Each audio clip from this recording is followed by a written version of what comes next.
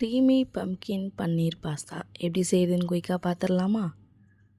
ஒரு 6 minutes cook பண்ணிக்கோங்க.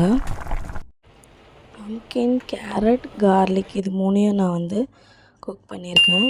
Steam கூட நீங்கள் பண்ணிக்கலாம். இது கூடவே பன்னீர் ஆட் பண்ணிக்கோங்க. இதுதான் நமக்கு க்ரீமியான டெக்ஸ்சர் கொடுக்கும்.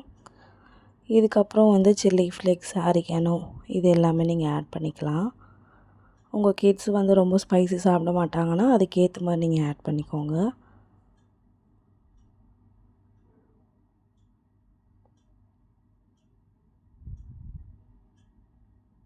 ஆல்ரெடி இன்ஸ்ட்ரக்ஷன் கொடுத்துருக்கேன், நீங்கள் அதை ஃபாலோ பண்ணிக்கோங்க. கார்லிக் நம்ம சீஸ் போடுற மாதிரியே போட்டிருக்கோம். ஸோ அப்போ தான் கிட்ஸ்க்கு தெரியாமல் இருக்கும். இது நல்ல ஃப்ளேவரும் கொடுக்கும். கிட்ஸ் தெரியாமல் நல்லா சாப்பிட்ருவாங்க. நான் சில்லி ஃப்ளேக்ஸும் ஆரிகானோவும் திரும்ப சேர்த்துருக்கேன்.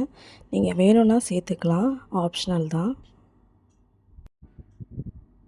இதுக்கப்புறம் நான் பாஸ்தாவை ஆட் பண்ணுறேன். ஆட் பண்ணிவிட்டு கொஞ்சம் நல்லா சாட்டை பண்ணிக்கோங்க. இதுக்கப்புறம் நீங்கள் சீஸ் ஆட் பண்ணிக்கோங்க.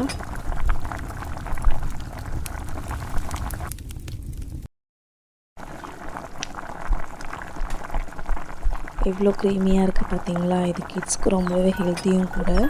சூப்பரான க்ரீமி பாஸ்தா ரெடி ஆகிடுச்சு. உங்கள் கிட்ஸ்க்கு செஞ்சு கொடுத்து எப்படி இருக்குன்னு கமெண்ட்டில் சொல்லுங்கள்.